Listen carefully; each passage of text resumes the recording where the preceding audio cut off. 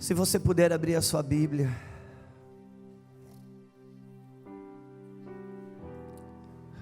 no livro de Lucas, Evangelho de Lucas, no capítulo 17.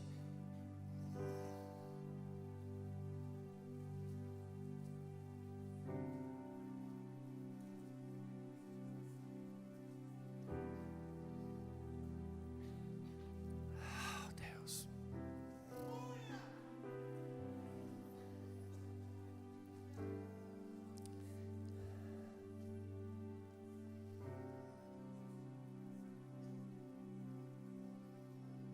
Capítulo 17 do Evangelho de Lucas, a partir do versículo 20.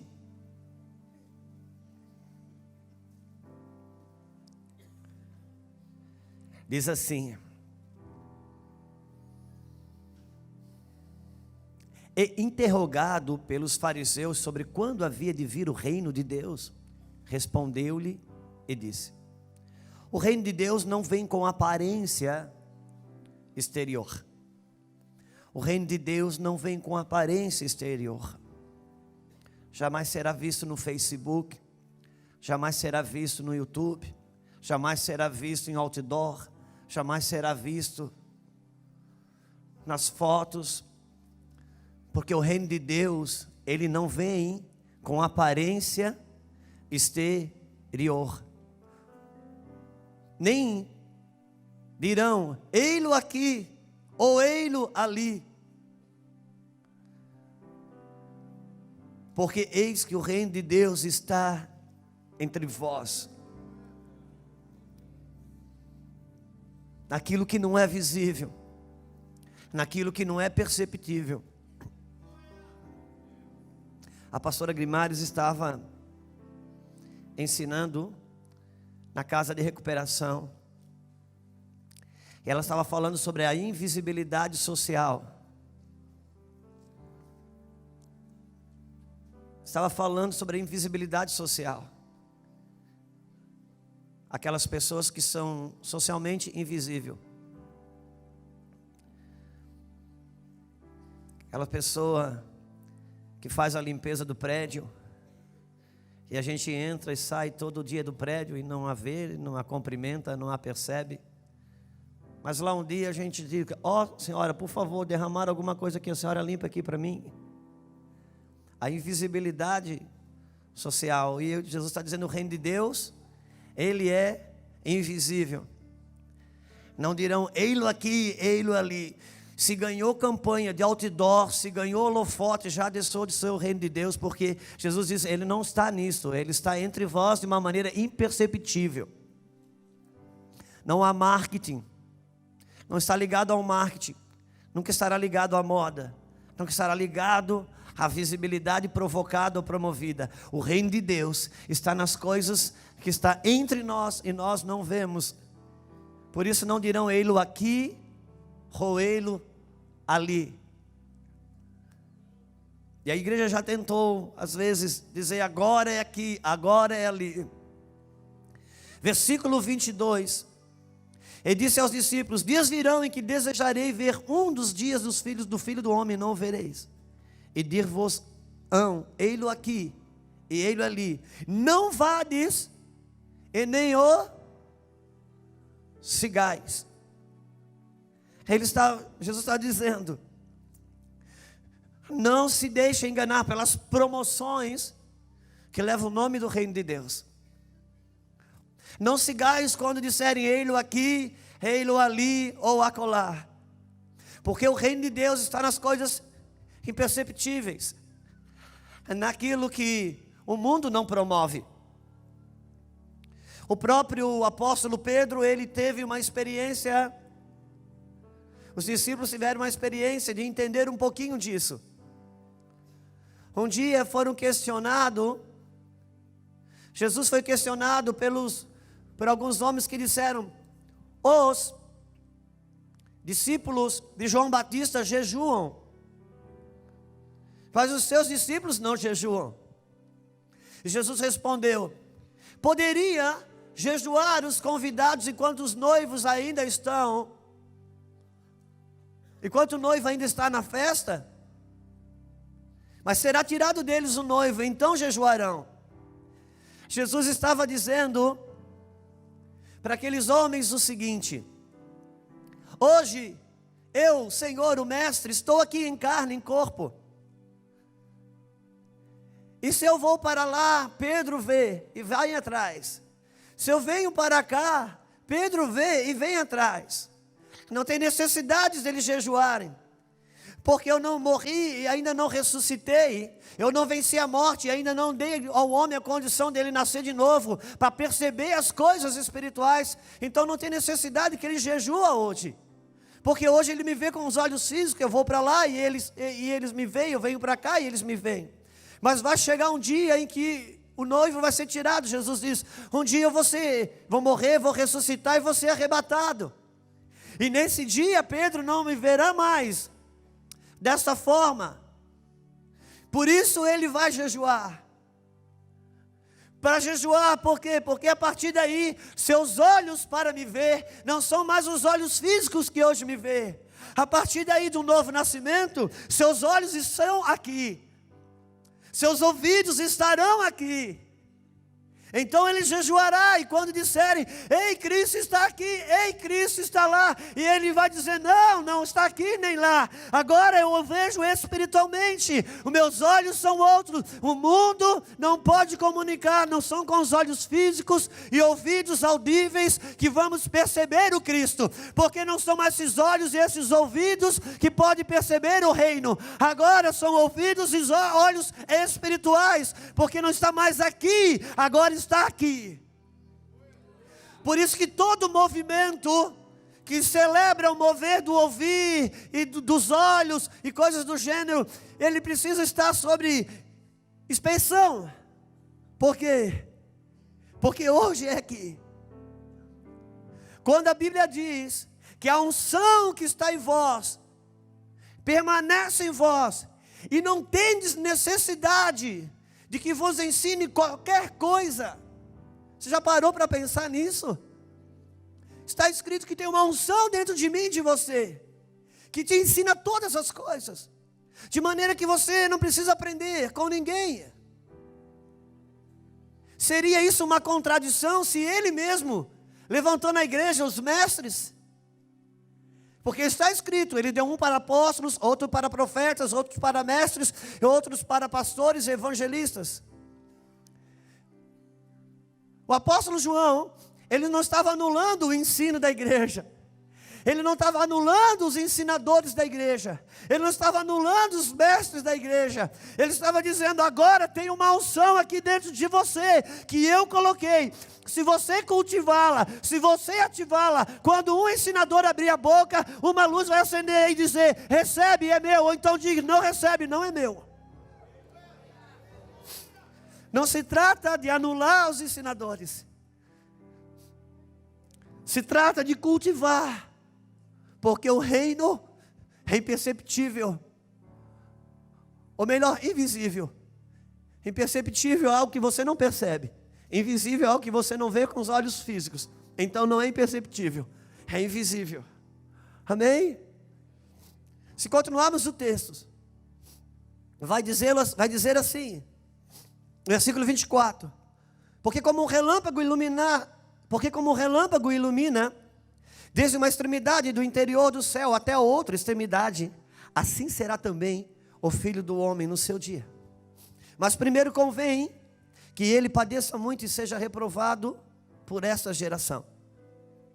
Versículo 26.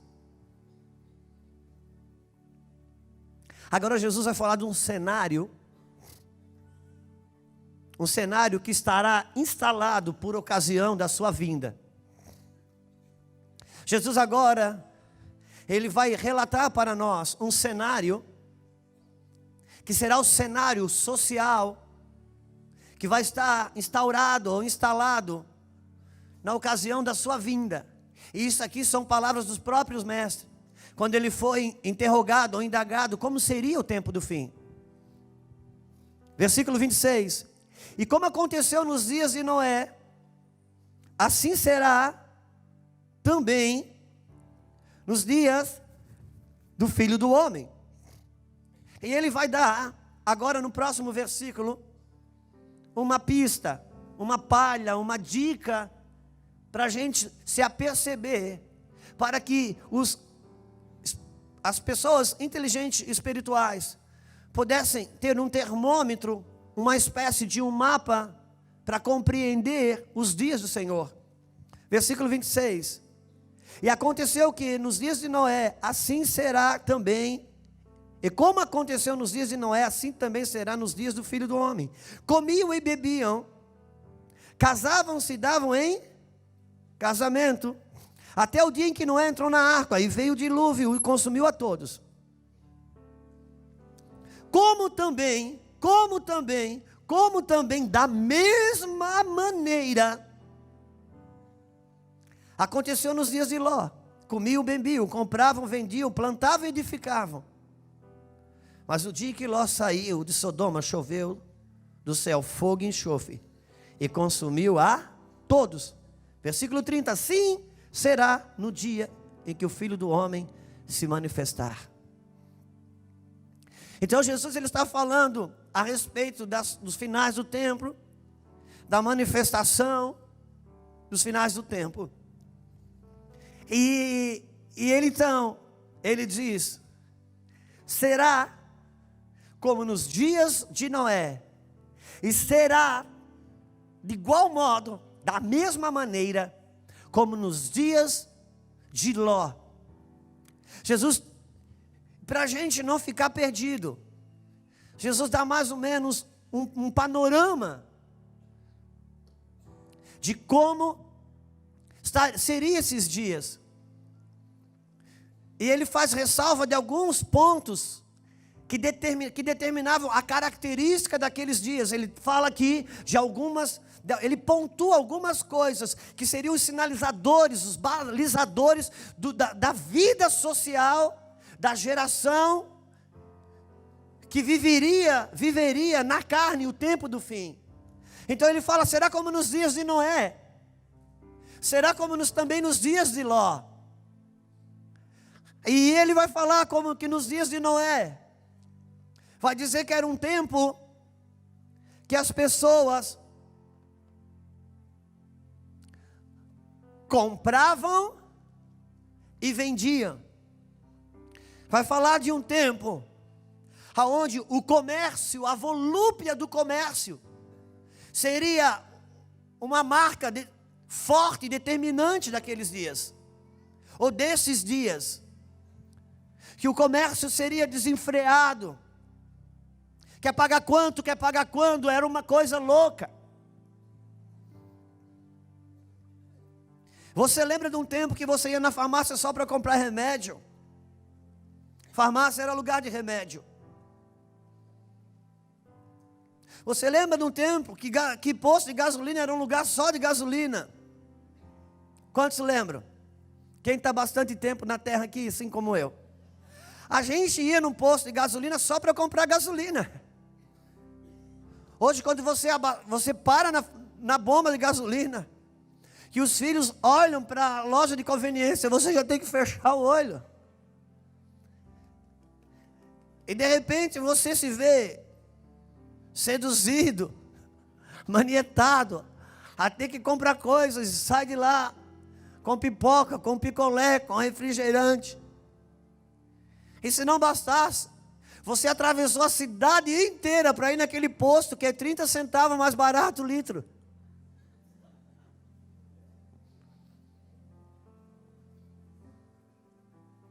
Você lembra do tempo da panificadora que era para comprar pão?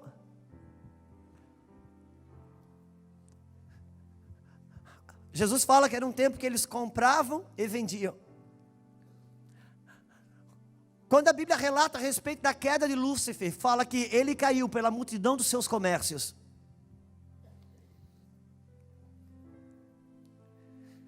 E Jesus diz, a geração que vai experimentar o juízo final, porque O dilúvio é uma amostra, o dilúvio é um sinalizador, o dilúvio é um ato pedagógico de Deus sobre a face da terra, falando sobre a grande última colheita, o grande último juízo final de Deus, tal qual Sodoma e Gomorra. E Jesus diz: eu vou vir nesse tempo onde as pessoas casavam-se e davam-se em casamento, ou seja, a quebra de aliança seria uma coisa comum nesses dias. Quebrar alianças de matrimônio seria coisa comum. E nesse mundo, no curso desse mundo, no curso espiritual desse mundo, que Efésios capítulo 2 fala, o curso desse mundo que opera segundo o príncipe desse mundo, nos filhos da desobediência.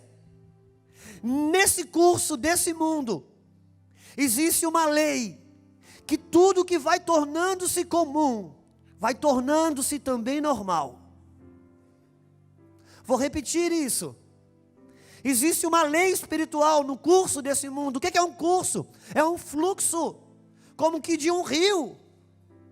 E no mundo do espírito, há dois cursos. O curso desse mundo, e há um outro curso também, que a Bíblia diz: há um rio cujas correntes, o curso, o fluxo, alegra a cidade de Deus, o santuário da morada do Altíssimo. Deus está no meio dela.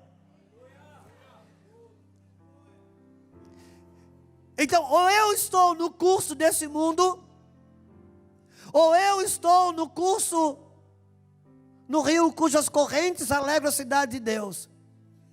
No curso desse mundo, não importa quão bom você seja. No curso desse mundo, não importa quão socialmente correto você seja. Porque um curso é como que um leito de um rio. Se você joga um balde, uma bola no leito de um rio, você não precisa dizer para a bola: olha, lá na frente o rio faz uma curva para a direita. Precisa? Não, porque ela vai seguir o curso. Quem se movimenta no curso desse mundo, não faz diferença se ele é um satanista, um estuprador, socialmente correto ou evangélico. Esse curso vai desaguar lá no inferno de igual modo.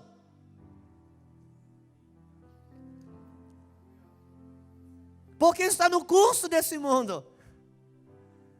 Às vezes me assusta quando alguém fala de um amigo, um parente, diz: olha, a pessoa Juscelio maravilhosa. O cara é fantástico, trabalhador, um cara bom, um cara isso. Só falta Jesus, só falta Jesus. Irmão, falta Jesus, falta tudo. Falta Jesus, falta tudo. Mas nós mesmos temos esse conceito. Imagina ele que se vê bom. Se nós temos esse conceito, imagina ele que se vê bom. Diga uma coisa para mim: se o inferno é do jeito que a Bíblia fala que o inferno é, se o fogo vai pegar num corpo e o corpo não vai consumir, e você vai sofrer dor física de fogo no corpo, que diferença faz um estuprador e um homem socialmente correto? Que diferença vai fazer naquela hora? Nenhuma. Graças a Deus que ainda há um rio cujas correntes alegram a cidade de Deus. Deus está no meio dela. Nesse rio, a alegria do Senhor é a minha força. Agora importa dizer que nesse rio, a alegria do Senhor não é a minha alegria. A alegria do Senhor é a minha força.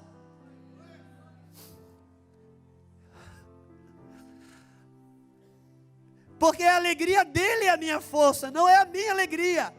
Eu posso fazer escolha, estar alegre, mas estar fraco. Porque ele não está alegre com a minha escolha. E eu posso fazer escolha que me deixa muito triste por causa dele, e ele se alegrará, mas eu estarei muito triste, mas estarei forte. Por quê? Porque a alegria do Senhor é a minha força. E eu preciso nessa hora saber: eu quero estar forte, eu quero estar alegre.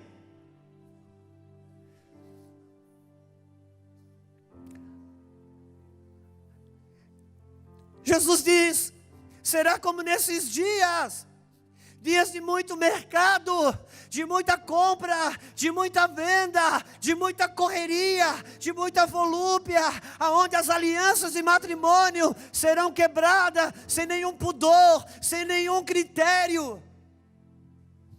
Nesses dias, será o dia do Filho do Homem. Serão dias aonde os Noés da vida, que gritar por uma vida reta, por uma vida justa, vão se parecer tão medíocres, vão se parecer retrógrados, vão se parecer tão vão, tão fútil, tão pequeno, e se parecerão burro. Por isso que hoje as universidades, a sinagoga de Satanás dos dias atuais, as universidades, quando você chega lá, se você quiser fazer parte do mundo dos inteligentes, você vai ter que achar que Deus não existe e que crente é burro. Porque é o curso desse mundo. É o curso desse mundo. São esses dias tais, esses dias tal agora, que parece um absurdo, um exagero. Você decidir por Deus e andar reto diante de Deus, parece um absurdo, parece um exagero. E a modernidade, ela chegou. Irmão, se os dias de Noé foi o que foi, sem tecnologia, internet, o que será os dias como o de Noé, com tecnologia, com internet, o que será? Se os dias de Sodoma e Gomorra, dias de Ló, se os dias de Ló, que não havia site pornográfico, que não havia novela da Rede Globo, que não havia malhação, que não havia coisas do gênero, já foi, o que será nos dias da vida do Filho do Homem, que serão como os dias de Ló, acrescido de tais coisas que agora eu disse. O que pensar? Gritemos, consagremos-nos ao Senhor, de todo modo e jeito, separemos-nos dessas coisas, porque uma hora a água vai vir, uma hora a porta da arca vai fechar, e dali, então haverá um remanescente, que o Senhor separou, ou melhor, que se separaram para Ele. Que se separaram, são dias tais. Como parecia ser uma loucura, irmãos. Parecia ser uma loucura. Um cara chamado Noé, ele visitou casa por casa e disse: vai vir chuva, vai vir água, vai tampar casas, vai tampar montes, vai tampar morros. E aqueles dias eram dias que ele bateu casa a casa, ele foi um apregoeiro da justiça, e ninguém sequer deu um crédito, a não ser ele mesmo e a sua casa. São dias tais como a gente diz: Jesus está voltando, e isso não tem diferença. Não, cara, vai chegar essa hora, vai chegar esse momento, vai chegar esse momento. Se nós não nos ligarmos com as coisas da eternidade, ainda há uma esperança, cara. O que pode mover a minha vida e o que pode mover a tua vida é que uma hora você vai morrer e você vai ser enterrado aqui, ou ali, ou acolá, mas uma trombeta vai tocar, aquele teu corpo já estará em cinza, daquele carbono, Deus vai fazer um corpo de glória, vai te chamar. A ressurreição é verdade, a ressurreição é verdade, a ressurreição é verdade. As coisas eternas, que já foram tão vivas para alguns de nós, mas a modernidade nos roubou tantas coisas, a modernidade nos roubou tantas coisas, a modernidade roubou a mulher virtuosa, a modernidade roubou o sacerdócio do homem, a modernidade nos roubou tantas coisas. E eu sei que o remédio disso não é você ir morar num sítio, mas é como diz o apóstolo Paulo: usando do mundo como se dele não fosse. A mulher moderna precisa abrir espaço para a mulher virtuosa. Os homens modernos precisam abrir espaço, gente, para o sacerdócio eterno. O que estamos fazendo com as nossas crianças, o que estamos fazendo com os nossos filhos. Nós estamos, os meninos casam hoje, homens hoje casados, com PlayStation na mão, segurando do lado, e o filho do outro, é minha vez, é minha vez. O que é isso? Onde é que nós chegamos? Aonde chegamos? Não, ainda há o espírito da profecia, ainda quer pousar sobre a igreja. O espírito do arrependimento está batendo as nossas portas e dizendo: eu não te visitei, não te libertei, não te salvei para você chegar no que chegou. A renovação para mim, a renovação para ti, a resgate de fé, a resgate de fogo, a resgate de avivamento. Mas não virá por nada que a modernidade possa nos trazer. Joelho ainda é joelho, lágrimas ainda é lágrimas, choro ainda é choro.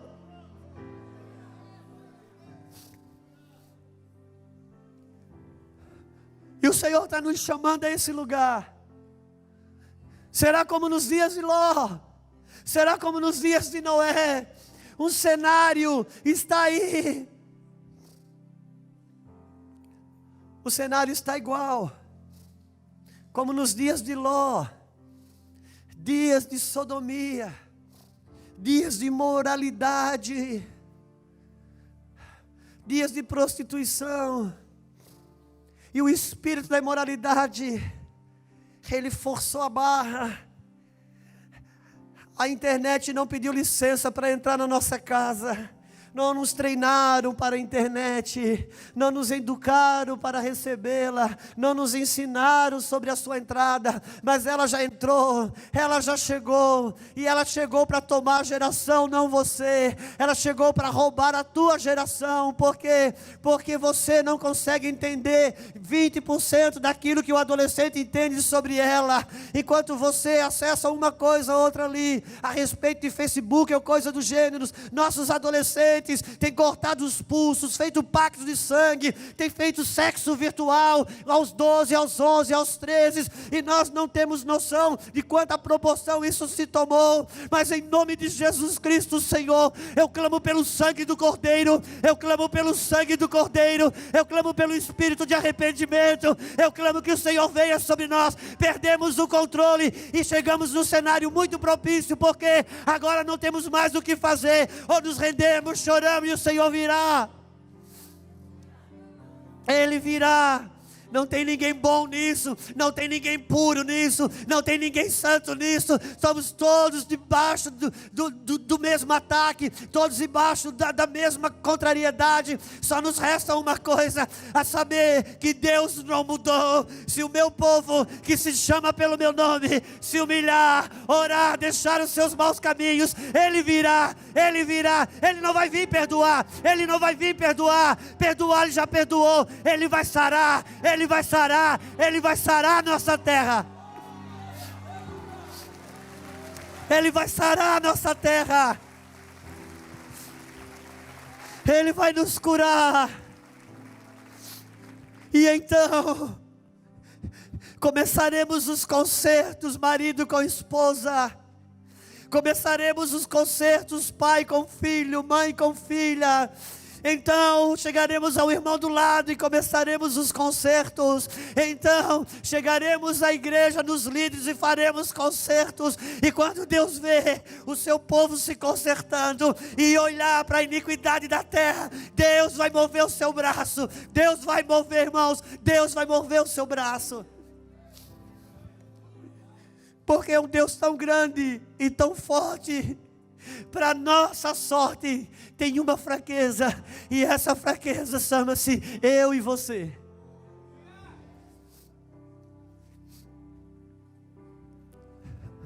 O Senhor virá.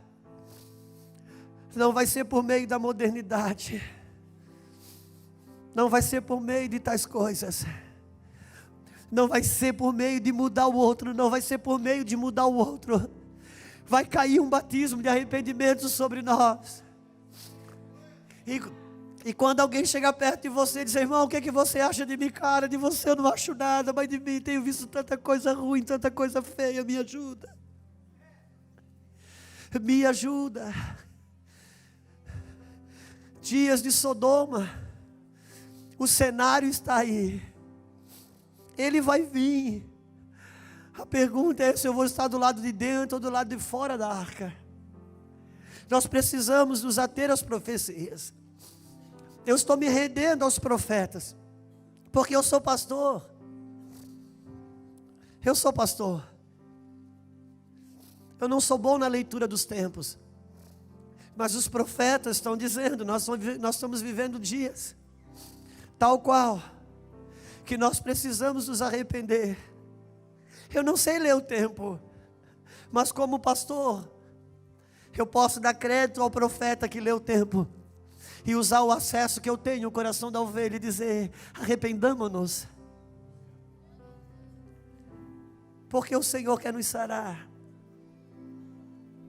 O Senhor quer nos sarar, nos tocar com amor, a começar pela nossa casa. O versículo na Bíblia que mais toca-me como pai é quando Jesus faz a última oração ao Pai em João 17. E ele disse: Pai, de todos que me desse, eu não perdi nenhum. E tem uma fala que João fala sobre Jesus. E diz: e amando os seus, amou-os até o fim. E amando os seus, amou-os até o fim. Amou quando estava vivendo bem, mas amou quando estava vivendo mal. Amou quando foi celebrado, mas amou também quando foi traído. Amou quando as coisas tinham saúde, mas amou também quando tinha doença. Amando os seus, amou-os até o fim. E nesse cenário de Ló, eu sei, nós estamos vivendo dias tais como o de Ló. Eu já fiz menção disso aqui, mas se você não me ter como redundante, eu gostaria de pedir para você ler comigo de novo. Gênesis capítulo 19. Gênesis 19. Coure clamando robiaçó. Chocanto robialácia. Gênesis 19.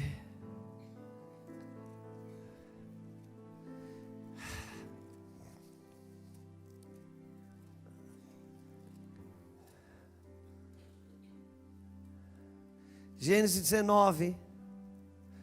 Todos acharam? Quando Deus decidiu destruir Sodoma, por causa da intercessão de Abraão. Por causa da intercessão de Abraão, Deus foi lá buscar Ló. E Deus mandou 3 anjos. Isso os teólogos chamam de teofania. Teofania é quando eles se materializaram, eles se apresentaram como homens, mas eram 3 anjos. Capítulo 19, versículo 12. Os anjos perguntaram. Então disseram aqueles varões a Ló: tens alguém mais aqui? Teus genros, teus filhos, tuas filhas, e todos quantos tens nessa cidade, tira-os para fora desse lugar.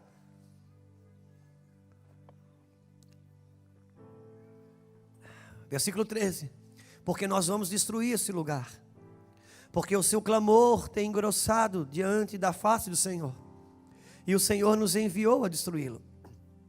Então saiu Ló e falou aos seus genros, aos que haviam de tomar as suas filhas, e disse: levantai-vos desse lugar, porque o Senhor há de destruir a cidade. Foi tido, porém, por zombadores aos olhos dos seus genros. Ao amanhecer, os anjos apertaram com Ló dizendo: levanta-te, toma tua mulher e tuas 2 filhas que aqui estão, para que não pereças na injustiça dessa cidade. Eles, porém, demoravam-se, e aqueles varões lhe pegaram pela mão da sua mulher, pela mão das suas 2 filhas, sendo-lhe o Senhor misericordioso, tiraram-no e puseram fora da cidade. Versículo próximo qual é? 17. E aconteceu que, tirando-os fora da cidade, escapa-te por tua vida, não olhes para trás de ti. Enfim, irmãos, Deus queimou a cidade com fogo e enxofre. Mas eu queria tentar uma coisa para você.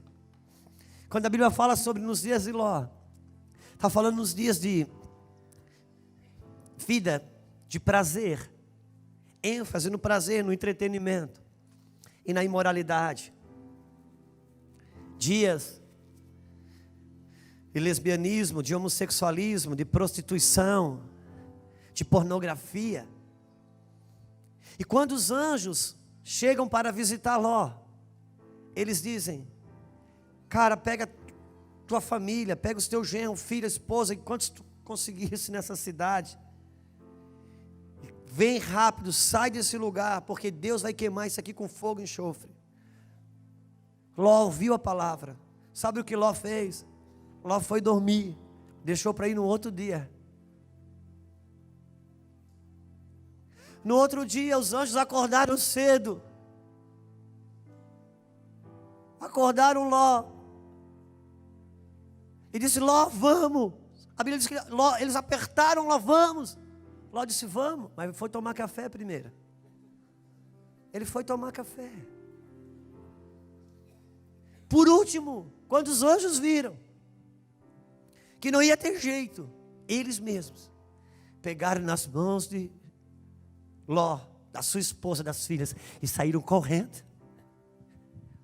O que eu quero dizer com isso? A Bíblia diz, irmãos, 2 Pedro, que Ló era justo. A Bíblia diz que Ló gemeu por aquele lugar. Ló não tinha problema de moralidade. Só que Ló vivia num ambiente de moralidade. Ló vivia no meio de uma geração de imoralidade.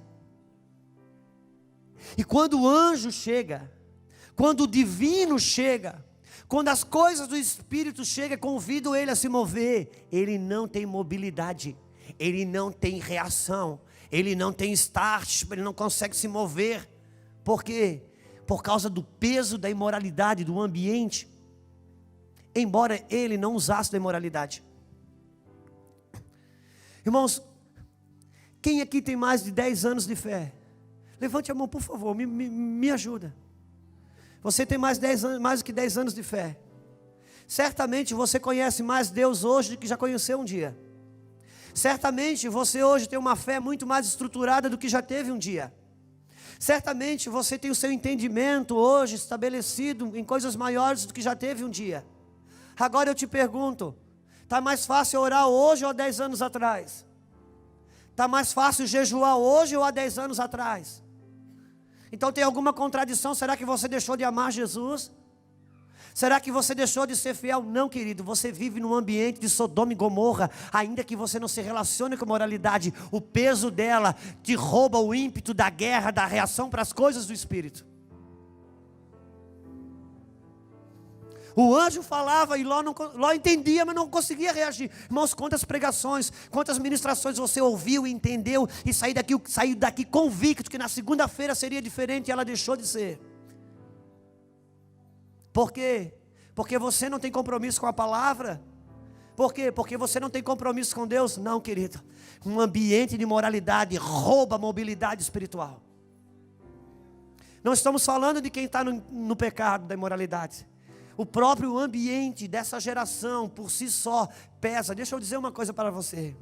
Quando nós éramos garoto, aos meus 15, 16 anos, que eu fui começar a fazer coisas que garoto de 10, 11 anos na minha época fazia. E nós saímos para tomar banho, escondido aqui no rio. Até uma meia dúzia de sorrisos que eu já vi que você também ia tomar banho pelado no rio, escondido.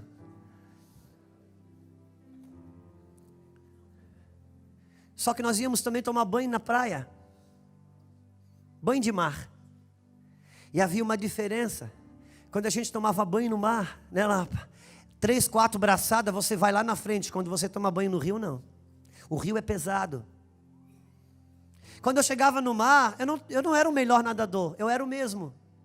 Mas o mar, por causa da água salgada, ele é leve, você desenvolve a sua natação. O rio não, o rio é pesado. Irmãos, nós estamos vivendo ambientes dessa geração, dos dias atuais, que nós estamos nadando no Tietê. Ainda que você seja o mesmo nadador, mas o rio não é o mesmo. Ló não conseguia reagir. Quantos irmãos podem entender no espírito que nós estamos falando? São dias de Ló. Será, irmãos, que essa palavra ela está atualizada para nós? São dias de Ló. Ló não conseguia reagir. A Bíblia diz que no tempo em que o rei, no tempo em que os reis saíam para a guerra, Davi não saiu para a guerra. Irmãos, Davi era um guerreiro. Davi era um cara de guerra, de briga, de luta, de combate. E ele perdeu o ímpeto de guerra. Ele perdeu a luta, o ímpeto de guerrear. Por que será? Foi todo mundo guerrear.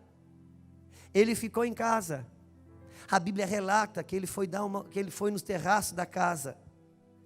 E ele viu Betseba tomando banho. Uma mulher formosa, aquele corpo escultural, nua. Como rei, ele mandou buscá-la.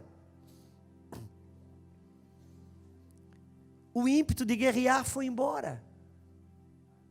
Agora eu te pergunto uma coisa. Ele perdeu o ímpeto de guerrear.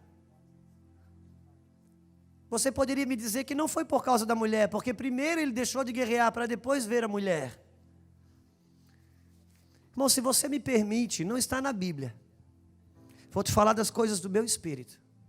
E sendo homem, também sei o que estou falando, como homem. A Bíblia diz sobre os tempos que os reis saíam para guerra.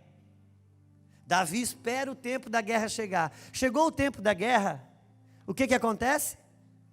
Davi chama todo mundo, todos os homens, os guerreiros, ajeita todo o cenário. Gente, vão guerrear contra os filhos de Amon. E quando os filhos de Amon vão guerrear todo mundo, ele agora ficou sozinho, tranquilo, numa situação aonde não seria pego em flagrante sobre nada. Vai todo mundo para a guerra. Ele envia todo mundo. Saiu todo mundo de repente, como quem não quer nada, ele acorda do sono do meio-dia e vai ali na vizinha, vê uma moça tomando banho. Irmãos, eu te pergunto, você acha que foi a primeira vez que Davi viu? Não. Cada dia, Davi acessava um pouquinho e bebia um pouquinho daquilo ali. E quando ele começou a beber um pouquinho daquilo ali, cada dia acessava um pouquinho ali, acessava um pouquinho aqui, mas ainda continuava a sua vida de crente, de rei.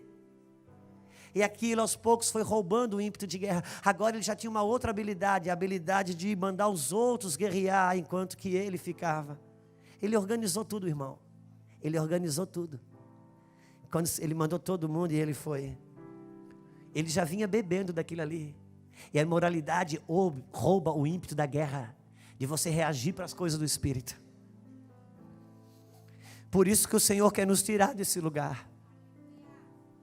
O Senhor quer nos arrancar.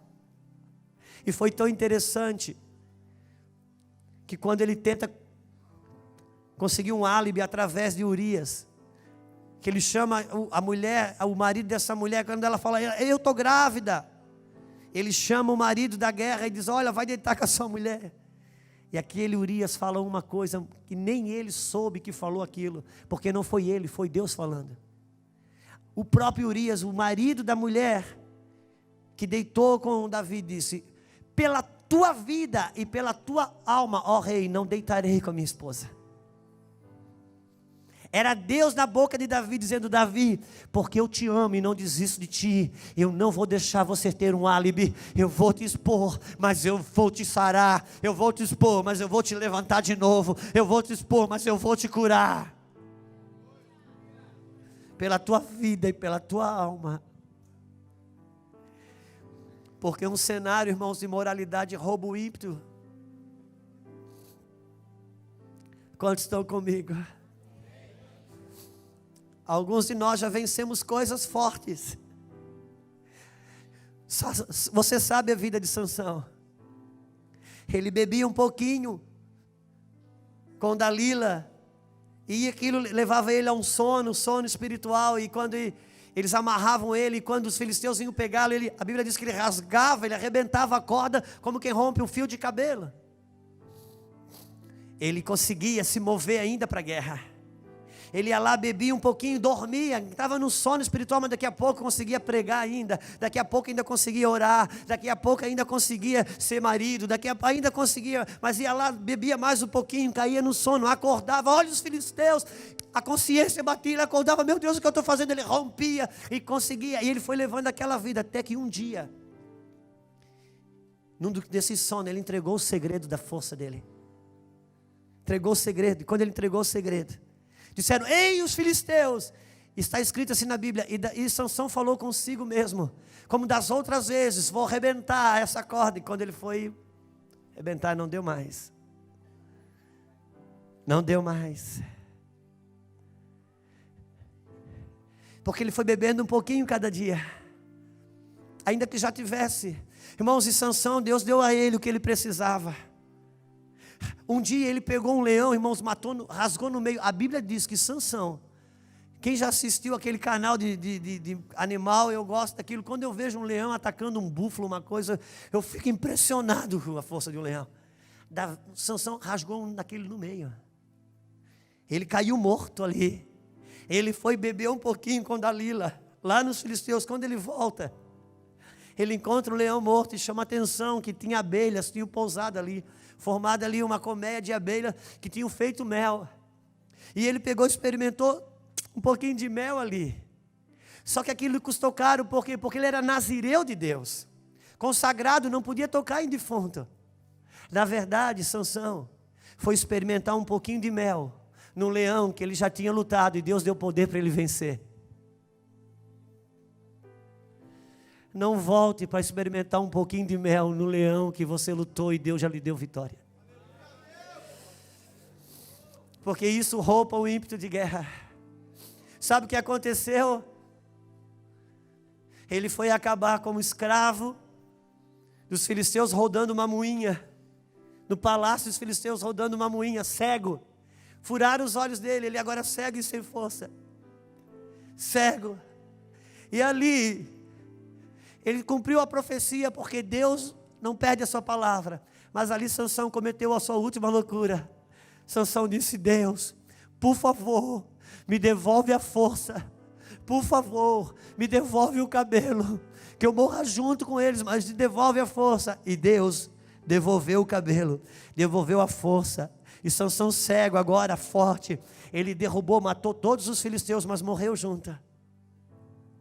Se Sansão tivesse dito: Senhor, devolve a visão. Sansão quis de volta a força, o ministério, a unção, um dom, o poder. Ele não quis a visão de volta. Se ele pede a visão de volta, Deus daria a visão e a força. Ele mataria só os filisteus, ele não morreria. Quantos estão comigo? E Deus vai nos dar de volta, irmãos, é a visão. Se você tiver só força e não tiver visão, você mata muita coisa em nome de Deus, mas morre junto. Morre junto. Se ele diz: pastor Fernando, Deus me dá a visão, Senhor. Deus: cara, vou te dar a visão e agora eu posso te dar o cabelo. Porque devolver a força sem a visão, você mata muita coisa. Mata muito inimigo de Deus, mas você morre junto. Será como nos dias de Ló. Quantos estão comigo? O Senhor, irmãos, Ele quer resgatar-nos desse lugar Agora nós temos os dias de Noé. E se nós não vamos ler sobre a história de Noé, mas pelo menos Hebreus capítulo 11, versículo 7. Eu gostaria que você pudesse só ler esse versículo comigo. Hebreus 11.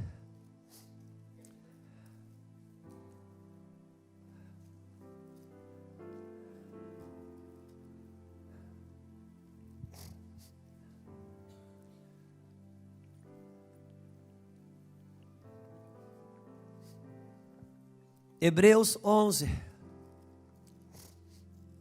Até eu vou achar, peraí. 11. Versículo 7.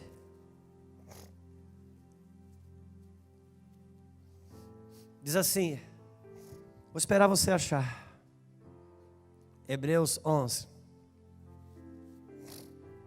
Versículo 7 vai dizer assim: pela fé, Noé, divinamente avisado das coisas que ainda iam acontecer.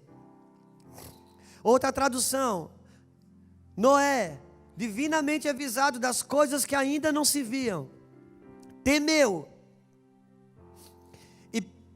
e preparou para a sua família, preparou uma arca para a salvação da sua família, pela qual condenou o mundo e foi herdeiro da justiça que vem segundo a fé. Irmãos, a Bíblia diz que Noé, sendo avisado das coisas que não se viam, sendo avisado das coisas futuras, ele aparelhou, ele preparou uma arca para a salvação da sua casa. Ele não preparou uma arca para a salvação do mundo, irmãos, para a salvação da sua casa. E Deus foi buscar em Noé o que Deus tentou buscar em Ló. Ló, tuas filhas, tua esposa, teus genros. Noé, tua esposa, teus filhos, tuas noras. O mesmo. E agora aprendi com Mateus Lapa que no hebraico a palavra arca é casa. Na verdade, ele preparou uma casa para a salvação da sua família. Agora hoje eu entendo, porque se ele faz só uma casa, ele teve que fazer um barco. Uma casa, barco, para a salvação da sua casa. Agora eu te pergunto, você que está salvo, que está aqui, dentro da sua família, na sua família, quem é que está divinamente avisado sobre as coisas que vão acontecer? É você. Quem que você pensa que Deus conta para aparelhar um barco para a salvação da sua casa? Deus só pode contar com aquele que está divinamente avisado sobre as coisas que vão acontecer. Então, se seu marido, filho, cunhado, esposa, seja o que for, está te bombardeando, seja do que, ele não está divinamente avisado. Deus avisou você, não avisou ele. Não, mas ele é conhecedor da palavra. Mas já perdeu o aviso. Você ainda tem o aviso de Deus. Porque Noé foi divinamente avisado. Cara, então é você, sou eu. A nossa casa. É com você que Deus vai contar.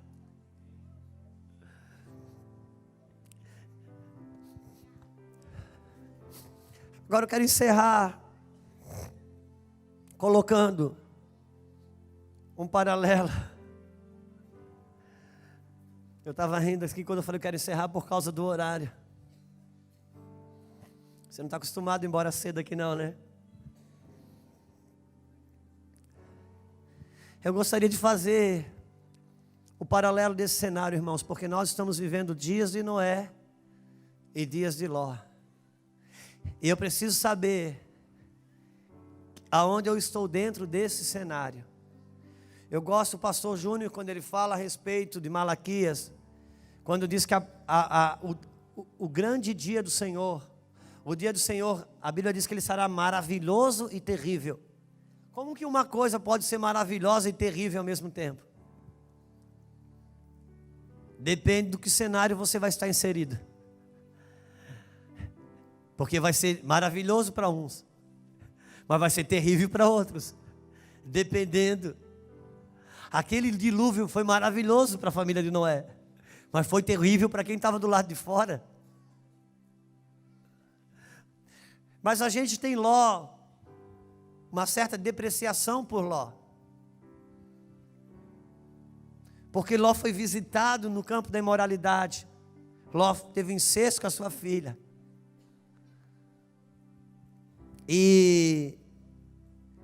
Mas eu gostaria que se você abrisse 2 Pedro, só para ler um versículo, só quero constatar esse versículo com você.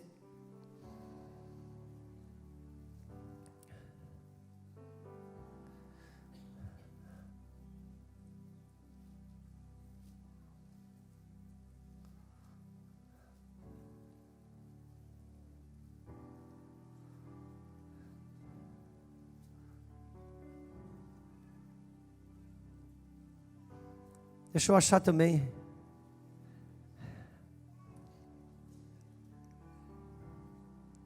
Segunda Pedro.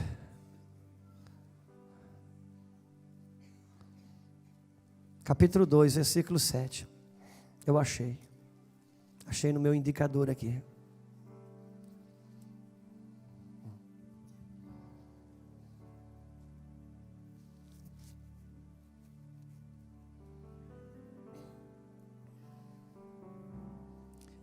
Capítulo 2, versículo 4.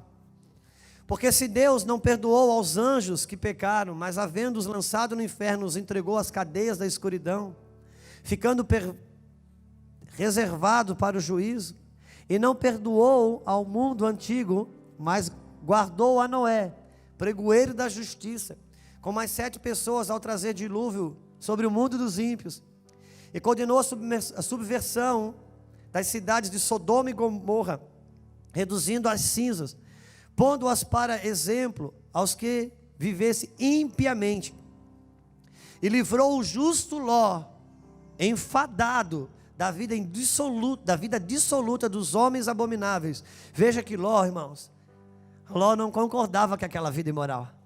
Só que a Bíblia fala sobre o justo Ló aqui. Gostaria de que fosse forte aqui, porque a Bíblia fala o justo Ló. Então nós temos aqui 2 apontamentos do juízo final. E Jesus fala, ele sinaliza esse apontamento do cenário de Ló. E ele tem um outro apontamento para o cenário de Noé. A Bíblia fala que Noé era justo. A Bíblia fala do justo Ló. Ló era justo. Então, quando Deus, pedagogicamente, nos mostra a respeito do juízo final, que guarda a igreja, que salva a igreja, o justo, nós temos um juízo que salva o justo Ló, nós temos um juízo que salva o justo Noé. Só que Noé, quando o juízo veio, Noé conseguiu trabalhar para a salvação de toda a sua casa. Noé salvou toda a sua casa. Logo, Deus pôde reconstruir o mundo. Nesse juízo, o justo Ló só conseguiu salvar ele, não conseguiu salvar a família, não conseguiu salvar a casa. E Deus não pôde reconstruir nem a cidade. Naquele que trabalhou para a casa, Deus pôde reconstruir o mundo. Naquele que não trabalhou para a casa, Deus não pôde reconstruir nem a cidade.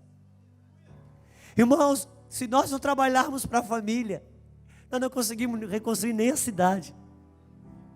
Por isso que a ordem, Salmo 127 é: se o Senhor não edificar a casa, em vão trabalham os que edificam. Se o Senhor não guardar a cidade, em vão vigia o sentinela.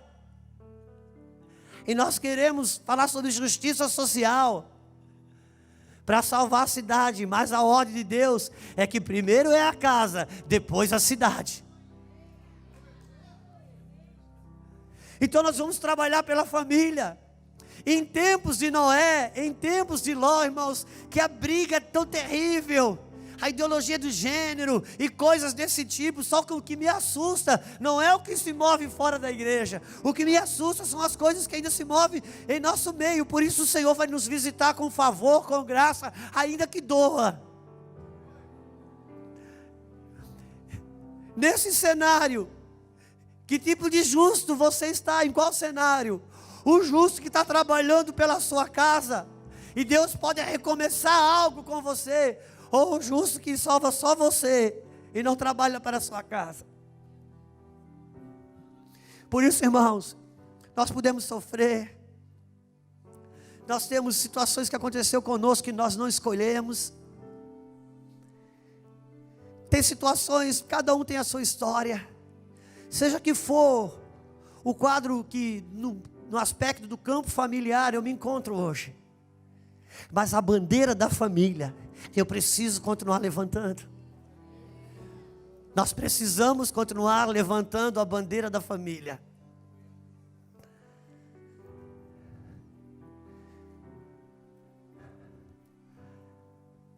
Quando as águas baixaram, a arca tinha uma porta que descia na lateral até na terra. Quando as águas baixaram, Noé não abriu a porta para a terra, Noé abriu uma janela para o céu. Aí Deus abriu a porta para a terra. Ele tinha uma janela aberta para o céu, ganhou legalidade para entrar na terra. O próprio Deus disse: agora desce, recomeça, você tem uma janela para o céu. Aleluia. Em que cenário estou inserido? Porque Deus vai salvar tanto o justo Noé como o justo Ló. Mas recomeçar, irmãos, importa em trabalharmos para a nossa família, importa em trabalharmos para a nossa casa. O Senhor nos visitará. Fica de pé comigo um pouquinho. Irmãos, nós vamos aproveitar que temos tempo. Levanta, mas não vá embora. Vamos orar. Vamos orar.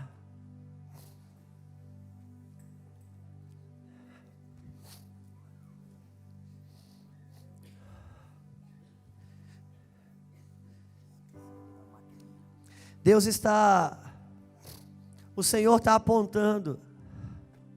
Sabe o que eu tenho buscado fazer nos últimos dias? De verdade. De verdade. Tem sido muito difícil para mim orar. Muito difícil. Eu não sei para você. Para mim tem sido difícil.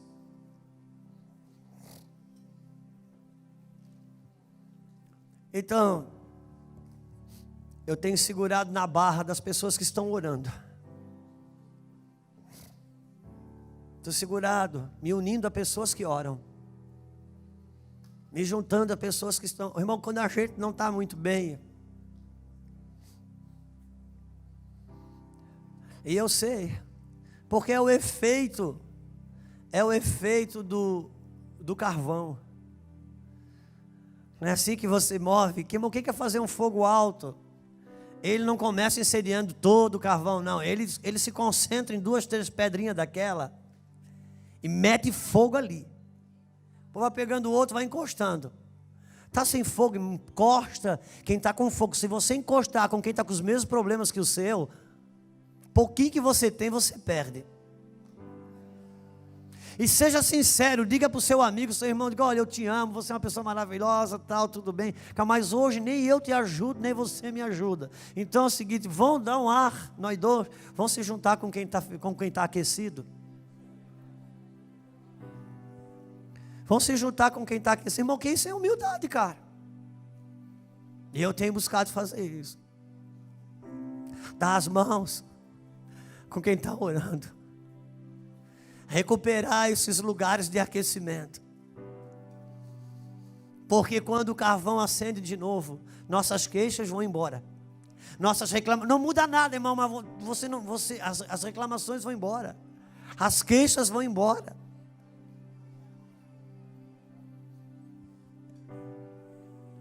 Eu sei. Eu vivi um ano da minha vida, eu e a Luciana, e tanta oração, e tanta oração. Eu lembro como se fosse hoje.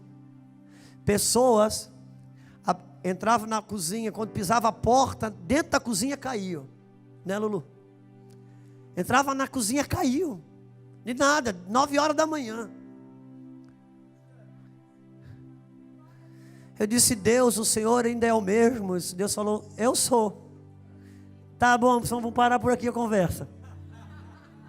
Porque o próximo que queria é você que não é. Suas prioridades mudaram. E eu aprendi uma coisa também. Deus é bom e maravilhoso, mas tem caminhos diferentes. Deus pegou uma pedra, lascou, trabalhou 2 pedras, chamou Moisés para o monte, pegou a pedra que ele mesmo esculpiu, e ele escreveu, e deu para Moisés. Moisés olhou, maravilhou-se, encheu-se de glória. Só que Moisés desceu do monte. Quando ele desceu do monte, ele viu que o povo estava fazendo bezerro de ouro. Ele ficou irado, com raiva. Acho que não foi, né? Aqui não, porque uma pedra você não quebra no joelho, né? Eu acho que ele jogou a pedra, arrebentou com a pedra toda. Aí daqui a pouco ele retomou a conversa com Deus. E ele disse: Deus, o Senhor precisa ir comigo. Digo: tá, mas eu vou com você, mas e as leis, a pedra? A pedra eu quebrei. O Senhor viu, eu estava com um bezerro de ouro, eu fiquei com raiva, e agora nós precisamos de outra pedra. Deus falou: só que a raiva foi tua, essa ira era tua, não era minha. Pareceu muito espiritual assim, que você estava abominando o pecado, mas a ira era tua, não era minha. E agora? Vamos começar tudo de novo. Tá bom, eu vou subir. Eu disse: tudo bem, só que agora você vai pegar a pedra. Eu escrevo, mas você é que pega a pedra. A segunda vez foi diferente. A primeira vez Deus pegou a pedra, esculpiu a pedra e escreveu na pedra. A segunda vez ele teve que pegar a pedra. Por quê? Porque a primeira vez fala de Adão. Deus fez Adão e Deus escreveu no Adão. Adão caiu, quebrou. Agora em Cristo Jesus, eu que me apresento e Deus escreve. Mas quem tem que se apresentar sou eu. Ele vai escrever, mas quem chega lá? Romanos 12:1. Apresentai-vos diante de Deus como sacrifício vivo. Isso quem tem que ir sou eu. E na medida que eu vou, e ele escreve. E vós sois cartas vivas. Vamos orar ao Senhor nessa noite. Vamos chegar nesse lugar de bondade do Senhor. Vamos orar, vamos ministrar ao Senhor. Se você quiser chegar aqui na frente, venha, não se esquive disso. Venha como que vem, quem se desloca do lugar. Tem um cartão bem bonito, colorido, que deixaram lá na maquininha. Precisa pegar aqui. Pastor Horácio, não sei. Pastor Horácio.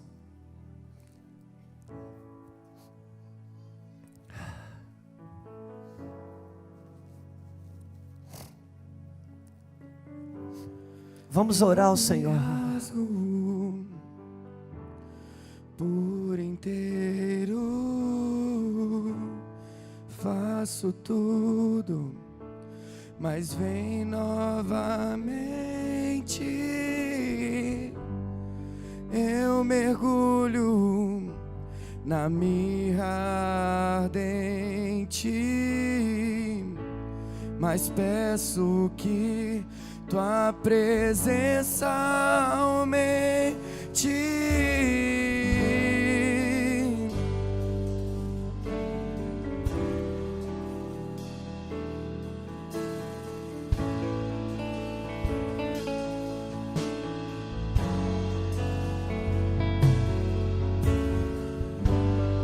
eu me rasgo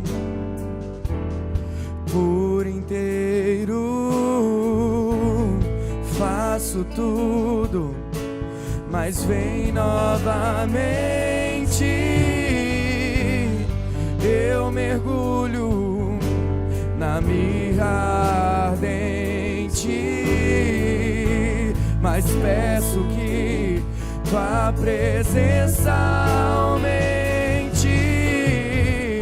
E se eu passar pelo fogo, não temerei, na tua fumaça de glória eu entrarei, longe do santo dos santos, não sei mais viver. E se eu passar, e se eu passar pelo fogo, não temerei, na tua fumaça de glória eu entrarei, longe do santo dos santos, não sei mais viver.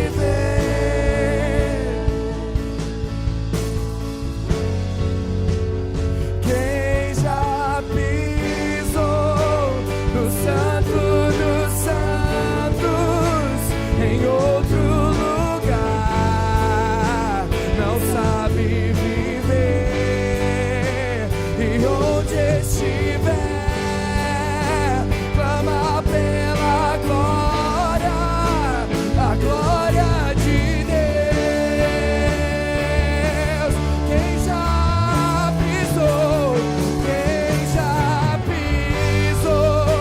no santo dos santos, em outro lugar, não sabe viver.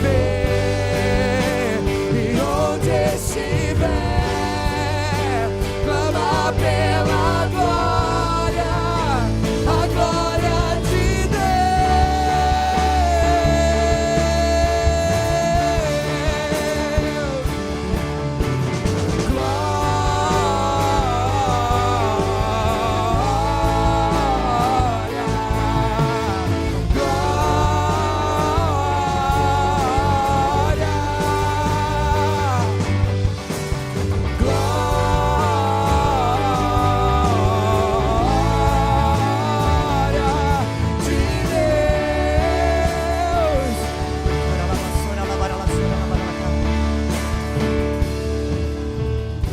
Eu quero fazer algo aqui.